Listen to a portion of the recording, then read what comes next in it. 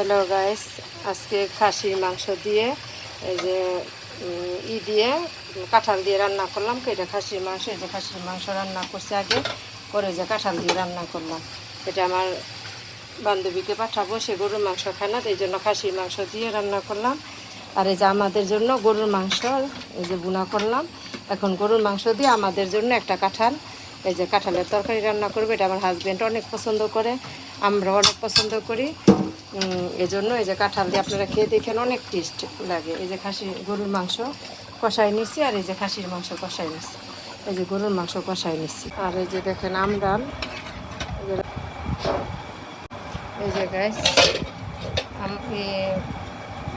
দিয়ে ইলিশ মাছের মাথা দিয়ে মিষ্টি কুমড়া আমডাল দুপুরের জন্য, আর কাঁঠাল দিয়ে গরুর মাংস দিয়ে রান্না করছি। আর বান্ধবীর জন্য খাসির মাংস দিয়ে রান্না করছি। আপনাদের দেখাইলাম, আপনারা কেমন হয়েছে বলবেন।